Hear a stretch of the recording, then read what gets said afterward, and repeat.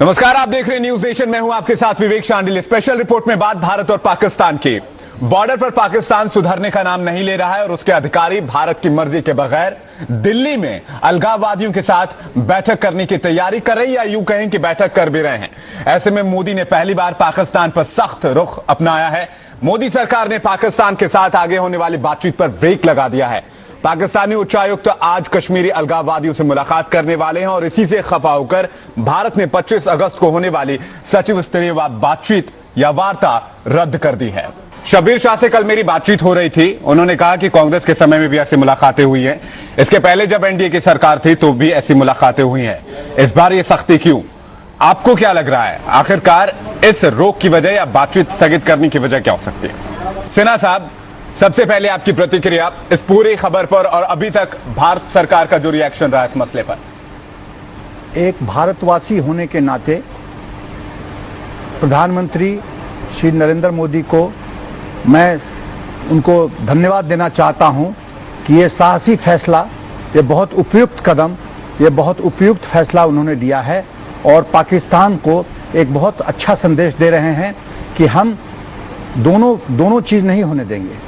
कि पाकिस्तान यदि शांति की बात करता है तो जमीन पे भी डेमोन्स्ट्रेट करे कि उसका जो गुडविल है, गुडविल की जो बात करता है वो जमीन पे दिखाए। जी। बात करता है शांति की, करता है प्रॉक्सी वार, ये दोनों नहीं चल सकते।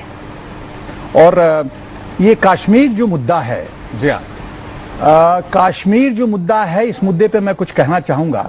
जी।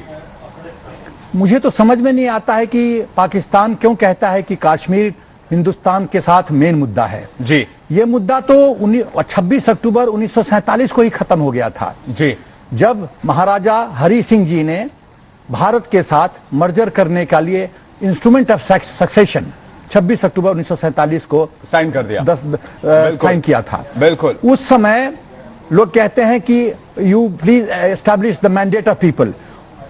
उस समय कश्मीर के जनता का जो आदेश था, जनादेश वो था, भारत में आने को लेकर था। और सिन्हा साहब, इसके पीछे अगर हम जाने की कोशिश करें, इसके तय में जाने की कोशिश करें, क्या लगता है इस मुलाकात की असल वजह क्या हो सकती है फिलहाल?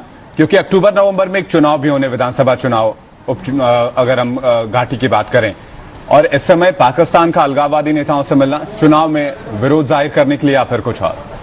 देखिए, ये जो वार्तालाप की जो प्रतिक्रिया हो रही है उसके मैं 3 बिंदुओं पे बोलना चाहूंगा। जी। पहला कि इस तरह से हुर्रियत के नेताओं से पाकिस्तान के एनवॉय का मिलना, जो ऑफिशियल कंफर्मेशन है, पहली बार मिलते तो ये रहे हैं, बातचीत तो पहले करते रहे हैं, बट ऑफिशियली इस तरह से मतलब भारत के अंदर बुला के बात करना ये पहली बार हो रहा है। ये मतलब तब और ज्यादा बड़ा हो जाता है जब सुजाता सिंह ने साफ तौर पर कहा कि आप ऐसा नहीं कर सकते, आप अलगाववादियों से बातचीत कीजिए या फिर बाद से बातचीत कीजिए। इस चेतावनी के बावजूद आप अगर किसी को मिलने के लिए बुला रहे हैं तो फिर तो इसमें सवाल खड़े होने लाजमी है। सबसे बड़ी बात यह है कि भारत के अंदरूनी मामलों पे जी पाकिस्तान इन्वॉय कौन होता है दखल देने वाला? जी। सबसे बड़ा प्रश्न ये है, किस आधार पे, क्या ऑथराइजेशन है उनके, क्या उनका रोल है? ये भारत में यदि कुछ समस्याएं हैं, कुछ लोग नाखुश हैं, तो ये भारत का अंदरूनी मामला है। बिल्कुल। और भारत के नेतृत्व इसका फैसला करेगी कि जो नाखुश लोग हैं उससे बात करें कि नहीं करें। बिल्कुल। पाकिस्तान कौन होता है? और हमारे साथ रिटायर्ड जनरल सिन्हा साहब लगातार बने हुए। सिन्हा साहब, क्या वाकई पाकिस्तान इतनी आसानी से नहीं मानने वाला? एक छोटा रिएक्शन, वक्त बहुत कम है हमारे पास। देखिए, पाकिस्तान का चाल और चरित्र समझने की जरूरत है। आप यदि इतिहास के पन्नों को उलट के देखिएगा तो पाकिस्तान 2 भाषा में बात करता है। पॉलिटिकल लीडरशिप शांति की बात करती है, मिलिट्री और आईएसआई आतंकवाद का रास्ता लेता है। जी।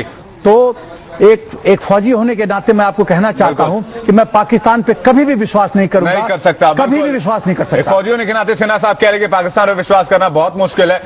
अफजल साहब, शुक्रिया आपका हमसे बातचीत के लिए और जोड़ने के लिए। इसके पीछे कुछ पॉलिटिकल कॉन्स्पिरेसी भी नजर आती है और कुछ दूसरी चीजें, जैसा कि पाकिस्तान का रवैया हमेशा से रहा है। सिन्हा साहब, आपका भी शुक्रिया हमसे जुड़ने के लिए।